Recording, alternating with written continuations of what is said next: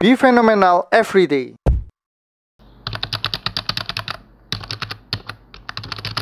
Halo guys, hari ini tanggal 1 Juli 2022, artinya kita sudah masuk ke Q3 ya di tahun ini. Dan di video kali ini saya akan memulai dari pembahasan market update terlebih dahulu. Indeks kita IHSG ditutup di level 6.794 atau turun 1,6%. Nah, ini penurunannya cukup tajam ya. Kita bisa melihat juga dari chart ini bahwa IHSG terkoreksi cukup dalam dari level 7.000-an hingga 6.700-an. Nah, penurunan ini sebenarnya sudah diprediksi banyak pihak ya. Karena di minggu lalu itu kan memang situasinya kurang kondusif ya. Mulai dari naiknya suku bunga yang menyebabkan ancaman resesi, kemudian aliran dana asing yang terus-menerus keluar, hingga situasi geopolitik perang Rusia-Ukraina yang belum selesai. Nah, untuk pergerakan asing sendiri selama 1 minggu, asing keluar 3 triliun ya. Ini keluarnya yang sangat besar jumlahnya. Dan di hari Jumat, itu keluarnya tidak terlalu besar ya. Jumat ini cuma 83 miliar. Tapi 1 minggu asing keluarnya 3 triliun. Kalau di video minggu lalu saya berkata bahwa saya kurang optimis ya, atau bahkan pesimis melihat market IHSG. Namun di minggu ini saya justru melihat optimis daripada minggu lalu. Loh, kenapa kok optimis? Kan asing malah keluar ya 3 triliun. Nah, saya akan membahas sedikit dari segi market IHSG ya. Teman-teman bisa lihat bahwa IHSG kita di level 6794 ini yang pertama sudah dekat dengan MA200-nya ya. MA200-nya ada di level 6736. Ini di garis warna pink ini ya, warna merah muda. Ada apa dengan MA200? Nah, menurut pengalaman pribadi saya, MA200 ini bisa menjadi level psikologis. Level psikologis para trader ya. Seperti contohnya kita lihat ya di tanggal ini 12-13 Mei itu kan dekat dengan MA200. Dan ketika ada di area psikologis ini, kalau dia memang rebound, mantul, dia mantulnya akan cukup tinggi ya. Nah, ini salah satu contohnya. Kalau kita lihat sebelum-sebelumnya pun, nah ini misalkan ini di bulan apa ini? Agustus 2021, ketika mendekati level psikologisnya di garis merah muda dan dia berhasil uptrend di sini, dia kenaikannya cukup tinggi ya, dari berapa ini? Sekitar 6.000-an hingga 6.600-an. Dan banyak contoh yang lainnya juga ketika dia sudah berhasil, nah ini ya, berhasil rebound dari MA200-nya, reboundnya itu cukup tinggi. Demikian juga kalau sedang turun. Nah, oleh karena itu strategi untuk 1 minggu ke depan itu adalah kalau dari saya buy on weakness. Jadi saya malah melihat ini optimis terhadap market walaupun asing sedang keluar 3 triliun. Nah, optimisme ini tapi kita tidak boleh ibaratnya buta-butaan ya. Kita juga harus menjaga dengan membatasi resiko. Jadi kemungkinan IHSG kita akan diseret terlebih dahulu. Diseret ke level MA200-nya. Nah, hampir sama seperti ini kan dia diseret terlebih dahulu kan di sini. Habis di level 6.500-an diseret dibawa turun, bahkan dia di level 6.500. Jadi teman-teman kalau mau buy on weakness bisa masuk di level berapa? Ketika IHSG ada di level 6.700 atau 6.600-an. Di level segitu ya. Dan kita juga jangan lupa untuk memasang stop loss kalau ternyata IHSG ternyata dijebolkan ke dalam ke level 6.500, 6.400-an. Nah, kalau misalkan nanti ternyata berhasil rebound seperti ini dan indeks kita berhasil mantul lagi ya ke level 7.000-an, tentu reward kita akan jauh ya. Kita masuk di level 6.600-an, reboundnya ke level 7.000, 7.100, berarti kan sekitar 400-500 poin. Sedangkan stop loss-nya kita pasang di angka 100-150 poin kan. Nah, itu adalah salah satu alasan saya kenapa kok saya justru melihat walaupun asing keluar untuk view minggu depan saya malah optimis. Seperti itu ya. Berikutnya ada juga di sentimen positif yang menurut saya akan datang di Q3 ini, yaitu laporan keluarnya laporan keuangan yang akan dirilis. Jadi Q2 kan sudah selesai. Nah, perusahaan-perusahaan kan sudah mulai membuat kan laporan keuangannya dan akan dirilis di Q3 ini untuk kinerja Q2-nya. Dan kalau kita cermati, memang ekonomi di Indonesia Q2 ini kemungkinan besar juga membaik ya. Hasil dari laporan keuangannya akan membaik seperti yang ada di Q1. Rilisnya itu akan menjadi sentimen positif terhadap market. Sehingga menurut saya atas pertimbangan itu, minggu depan ini justru kita menarik untuk buy ya. Walaupun saya tahu mungkin teman-teman sering dengar ya bahwa ini IHSG berbahaya sekali, ini sudah mau crash lah, ini sudah mau hancur lah. Tapi nggak masalah selama kita punya trading plan yang jelas ya. Nah, jadi kita tahu bahwa oke, kita strateginya buy on weakness ya, dan kita batasi resiko. Terus saham apa yang paling banyak dibeli oleh asing ya selama seminggu kemarin adalah Adaro, Pegas, Bumi, United Tractor. Namun kalau kita lihat itu nominalnya tidak terlalu besar ya, cuma 200M, 190, 160, 150. Dan yang paling banyak dijual BCA, BRI, Bank Mandiri, Telkom. Wah, ini full blue chip ya, dijuali semua. Dan nominalnya itu sangat besar. 1,2 triliun, 1 triliun, 300 miliar, 300 miliar. Ya, ini terlihat sekali bahwa asingnya sedang berjualan ya. Loh, oh sorry, ini mungkin ada error ya, karena harusnya kalau asing berjualan garis birunya ini turun ke bawah. Nah, ini kok malah tidak bergerak gitu loh. Nah, kemungkinan ini sedang ngebug ya dari fitur foreign flow-nya.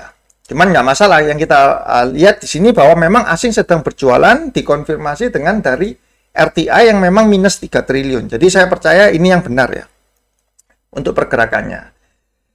Oke, sekarang saya akan bahas dari sahamnya. Nah, yang akan saya bahas pertama itu adalah kita harus belajar dari kejadian di SMDR ya.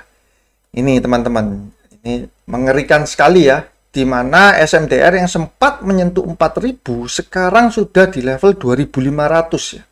Artinya sudah mengalami penurunan hampir 40 sekitar berapa? 40% ya, kurang lebih. Cukup dalam ya, dalam waktu hanya mungkin 2 minggu. Dan teman-teman mungkin masih ingat ya, ketika di tanggal 11 Juni ini saya pernah mengupload video yang jebakan pom-pom saham siklikal ya. Dimana saat itu SMDR ada di level 3570. 3570 berarti dia ketika itu ada di level ini ya, sekitar sini. Dan di saat itu, kalau saya baca di komentar-komentar, memang banyak yang tidak setuju dengan analisa saya tentang SMDR karena mereka percaya bahwa valuasinya itu masih murah SMDR dan prospeknya masih bagus. Nah, teman-teman mungkin bisa baca sendiri ya. Sebenarnya tidak salah mereka bilang valuasinya murah. Kenapa? Karena kalau dicermati dari PI-nya, nah di sini ini kan kita bisa melihat, gambarnya agak ngeblur ya. Saat di 3.500, PI-nya itu cuma 3,5 kali. Nah, perusahaan dengan PI 3,5 itu adalah perusahaan yang super, ya. Perusahaan yang sangat murah. Tapi kenapa kok saat itu saya bilang hati-hati ya dengan saham-saham batubara dan juga SMDR? Kita harus belajar, bukan belajar sih, kita harus memahami bahwa PI yang rendah ini terjadi karena anomali. Bukan karena kinerja yang stabil. Dan SMDR ini kan saham siklikal ya. Saham siklikal itu artinya bisa kinerjanya naik, kemudian turun. Bergantung apa? Banyak hal, terutama di freight rate, harga freightnya ya. Dan memang di masa pandemi kemarin terjadi kelangkaan kontainer sehingga membuat harga freight itu gila-gilaan naik. Nah, teman-teman kan bisa melihat di sini ya. Ini saya ganti 12 bulan ya. Sebelumnya labanya SMDR itu hanya 160M ya, 1 tahun ya ini 160, 100M, 100M, sempat minus, tiba-tiba itu melejit ya 1,3 triliun dan 3,3 triliun kalau disetahunkan di 2022. Sekarang PI-nya bahkan di level 2,5. Loh, kok 2,5 ini kan sangat amat murah. PI 2,5 ini kan nggak masuk akal kalau kita nggak buy. Tapi kita juga harus cermati bahwa ketika saham cyclical ini performanya bagus, apakah teman-teman yakin di tahun 2023, 2024, 2025 itu dia bisa bertahan, mempertahankan net profit? Kalau saya jelas tidak yakin ya. Karena kelangkaan ini saya yakin akan terselesaikan. Sehingga kalau kelangkaan pasokan kontainer ini terselesaikan, ya freight rate-nya kembali turun, kembali normal. Dan ketika freight rate-nya kembali normal, ya labanya juga akan terkoreksi ya. labanya akan terkoreksi. Dan ketika labanya terkoreksi, akan tercermin di laporan keuangannya, akan ada penurunan. Nah, seperti itu. Dan teman-teman jangan lupa bahwa di tahun 2020-2019 harganya SMDR ini hanya 200-an. 284, 254 ya. Dan di tahun 2022 itu hampir 4.000. Jadi ini sahamnya sudah naik itu 20 kali lipat. Ya, nah itu teman-teman juga harus bisa membayangkan bahwa ini sahamnya sebenarnya dari 200-an sudah naik ke 4.000. Nah, untuk teman-teman yang ibaratnya kemarin di level 3.500 kan sudah banyak yang bilang, oh ini sudah terkoreksi, sudah 15%-an dari 4.000 ke sekitar 10% lebih kan, dari 4.000 ke 3.500, sudah time to buy. Nah, mungkin teman-teman yang saat itu beli ya, sekarang jantungnya berdebar-debar ya. Atau bahkan ginjalnya juga ikut bergetar kan.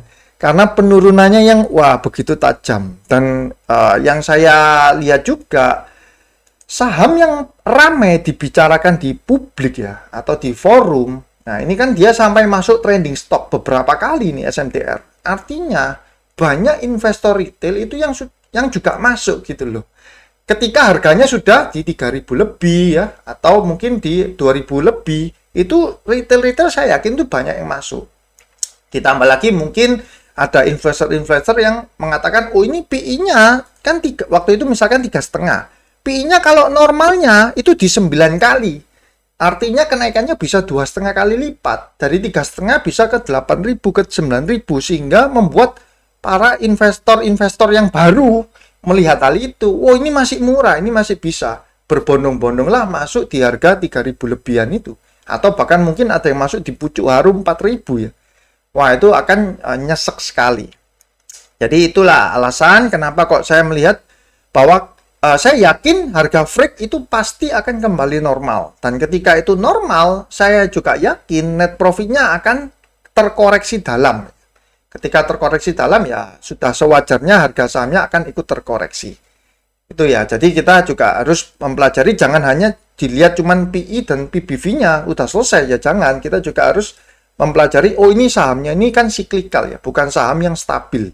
Kecuali misalkan sahamnya yang seperti consumer good ya, dia labanya stabil, naik terus, nah itu kita masih bisa toleransi. Apalagi kalau consumer good yang PI-nya rendah, itu kan tentu kan bagus sekali. Kalau siklikal PI-nya rendah, nah itu teman-teman harus hati-hati ya. Untuk batu bara sendiri, ITMG dan PTBA memang ya dia sempat tertolong. Ini kan sebenarnya kalau kita lihat habis bagi dividen sempat turun terus ya, dan dia sempat tertolong rebound karena berita kelangkaan pasokan batu bara di Eropa ya, akibat Rusia yang perang tensi tinggi antara Rusia dengan negara-negara Eropa. Namun view saya juga masih sama. Jadi untuk saham-saham batu bara ini kan sekarang harganya sudah 300 lebih lah ya, berapa ini di bar chart? 348 ya.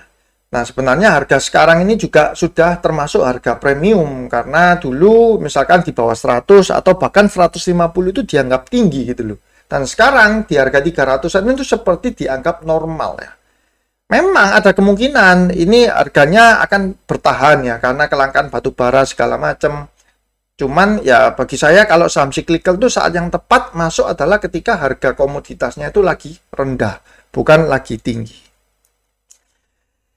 Terus akan untuk emiten rokok tidak terlalu ada perubahan ya, GGRM dan HMSP. Nah, bagi saya lebih masuk akal daripada masuk di SMDR itu masuk ke seperti GGRM dan HMSP yang sedang ada di bawah harganya. Mana bentar ya. GGRM. Ini ya, GGRM kan teman-teman bisa melihat ya, itu harganya kan memang sedang terkoreksi cukup dalam ya, labanya memang dia sedang tergerus ya kan, labanya tergerus akibat cukai rokok. Begitu pula dengan HMSP.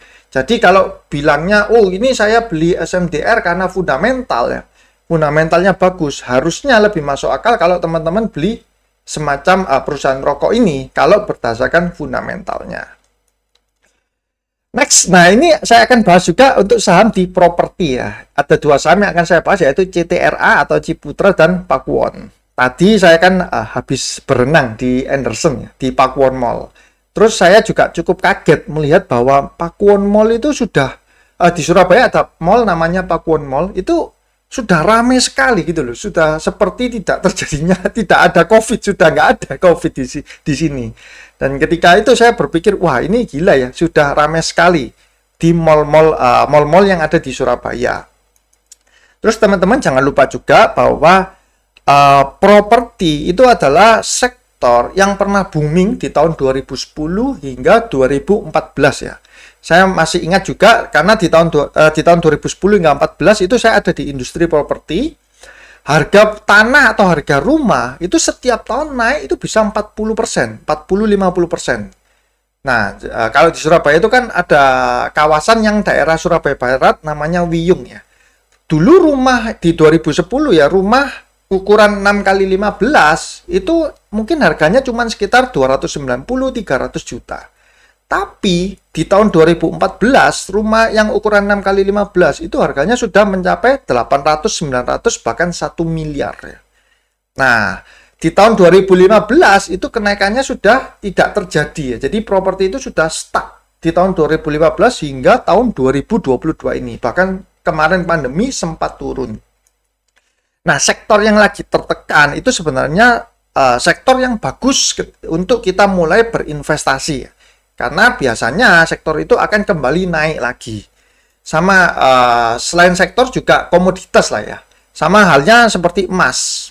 Kayak emas pun kita bisa cermati ya, di 2011 dia 2011-2012 kan tinggi ya, hampir menyentuh 2000. Terus dia terkoreksi tajam. Ya, terkoreksi tajam dan baru naik lagi itu ketika pandemi kemarin kan di tahun 2020-an, 2020-2021. Artinya dia 9 tahun, butuh 9 tahun untuk kembali. Nah, properti saya juga melihat hal yang sama akan terjadi. Sekarang mungkin harga properti masih stagnan, tapi next beberapa tahun lagi, saya nggak bisa tahu pasti ya kapan ya. Cuman saya yakin beberapa tahun lagi harga properti itu akan kembali meningkat ya. Ketika hal itu terjadi, maka sektor properti akan diuntungkan saham-sahamnya. Kenapa sih kok properti itu nanti akan meningkat? Karena rupiah itu kan terus melemah, terkena inflasi. Jadi para orang-orang kaya itu justru nggak mau kalau di rekeningnya itu banyak sekali uang rupiah ya. Setiap detik ada, bukan setiap detik, maksudnya setiap uang rupiah yang ada di rekening bank itu sebenarnya itu terus berkurang secara nilainya. Kenapa? Karena kan harga barang selalu naik, inflasi kan. Di Indonesia ini kan inflasi terus, tidak pernah jarang deflasi. Kalau di negara-negara mungkin seperti Jepang itu kan bahkan bisa terjadi deflasi ya.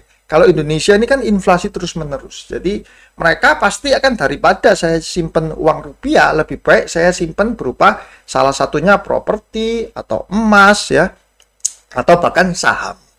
Seperti itu. Nah, sekarang saya akan bahas dari Ciputra dan Pakuwon. Ciputra, kalau kita lihat ya sekilas, secara PI dia 9 kali, secara book value 0,76 kali ya.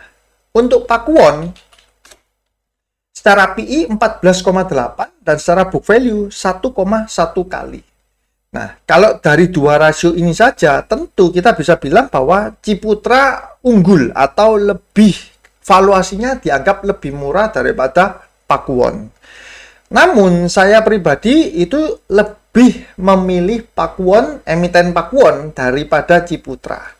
Nah, ada beberapa alasan yang membuat saya berpikir demikian ya. Yang pertama, karena saya tinggal di Surabaya, saya kan melihat dua developer terbesar di Surabaya itu adalah Ciputra dan Pakuwon kan. Secara mall, Pakuwon itu menguasai Surabaya. Jadi di tengah kota ada yang namanya Tunjungan Plaza, itu nomor 1 ya mallnya. Kemudian di Surabaya ada namanya Pakuwon Mall, itu dia juga jauh mengalahkan mall Ciputra World dari segi pengunjung. Di Surabaya Timur itu ada dua mall ya yang sangat terkenal, yaitu Galaxy Mall dan East Coast. Nah, East Coast pun itu sudah mulai dikembangkan dan saya melihat juga sudah mulai rame. Dulu memang sepi. East Coast itu jadi adalah mall di dalam perumahan. Di dalam komplek perumahan Pakuwon City ada mall di dalamnya. Nah, itu saya lihat juga sudah mulai rame.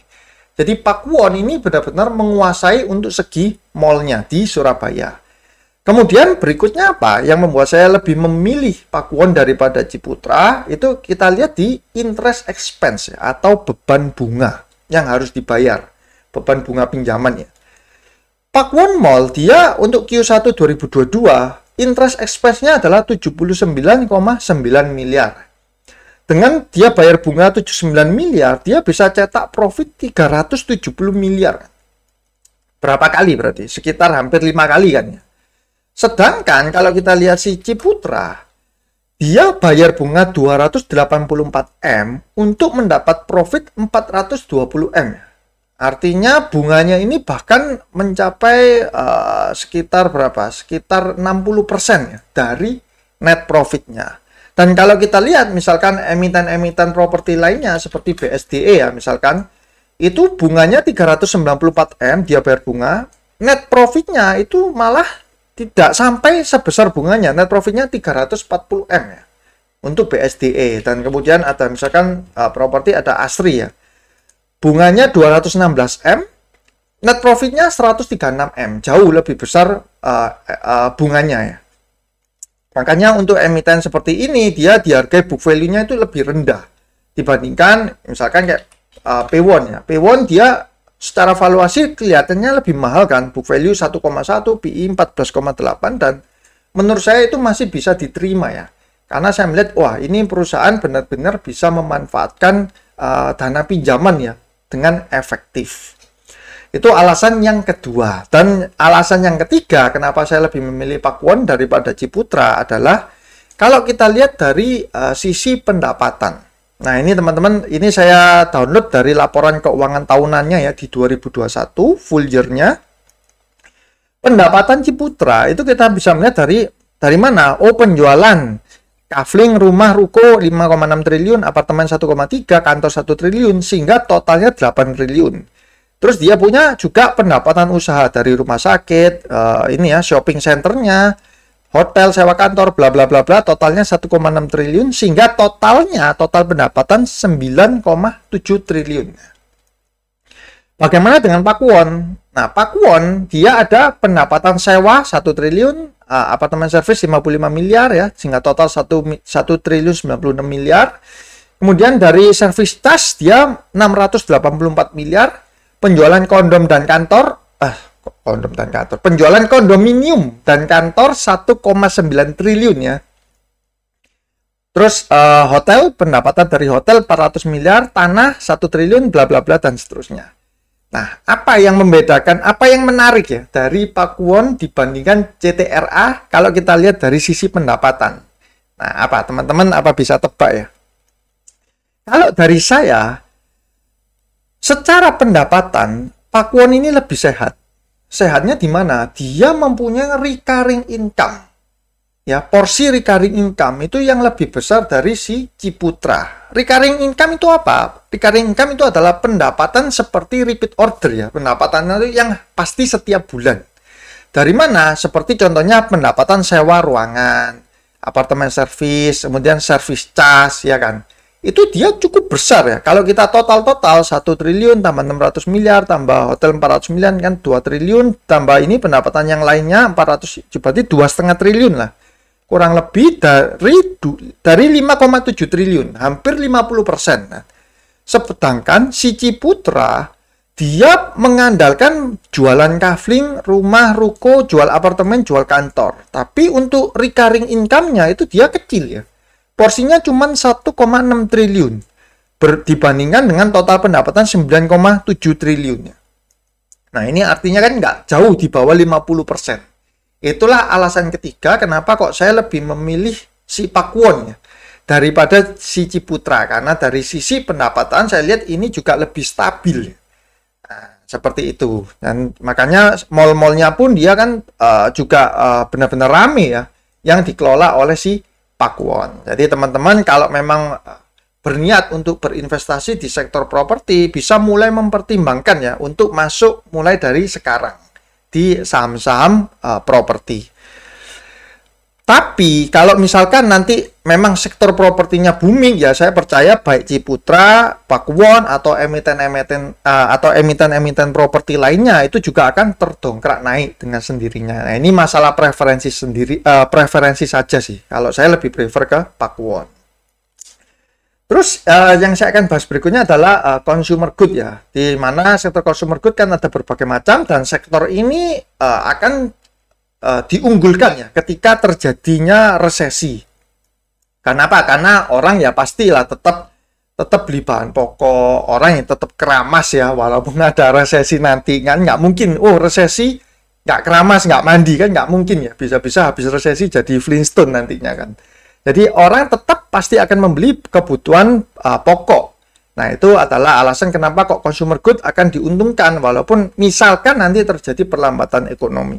Dan dari 3 sektor ini yang terlihat akumulasi itu adalah di saham Unilever. Secara broker summary mingguannya ya.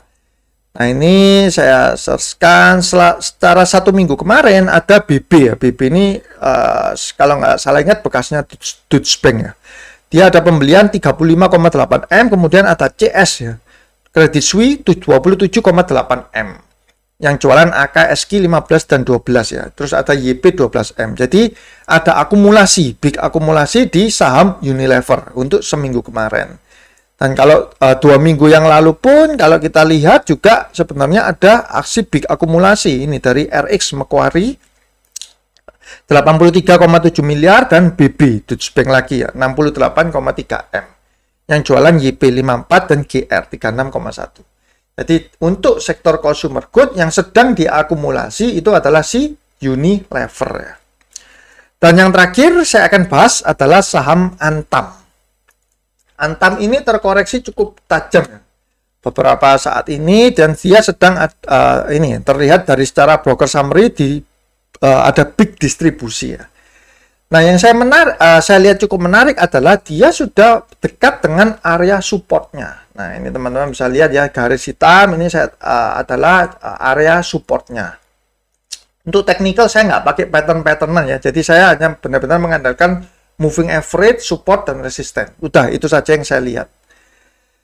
Untuk supportnya ada di area sekitar 1.700-an. Nah, sesuai dengan strategi untuk market IHSG ya, buy on weakness. Jadi mungkin teman-teman kalau sukanya untuk fast trading ya, teman-teman bisa mempertimbangkan saham Antam yang sudah terkoreksi cukup dalam ya. Ini ya, teman, ini sudah turun terus, dia sudah jebol MA 200-nya langsung amblas terus ya, dan sudah dekat dengan area supportnya. Jadi teman-teman bisa memakai strategi buy on weakness, tapi jangan lupa dipasang juga nanti untuk stop loss ya. Kalau ternyata ini masih diseret turun terus, nah itu teman-teman bisa batasi resiko. Tapi kalau sampai terjadi technical rebound, ya itu tentu rewardnya akan menarik ya, karena dia sudah ada di area support. Nah, itu adalah pembahasan video untuk minggu ini ya. Semoga dapat berguna untuk teman-teman semua. Terima kasih atas semua dukungan dari teman-teman, baik yang sudah komen, sudah like, ataupun sudah subscribe, ataupun yang sudah share ya video yang sudah saya buat. Saya doakan semoga teman-teman sehat selalu, semakin sukses dan cuan selalu. See you guys!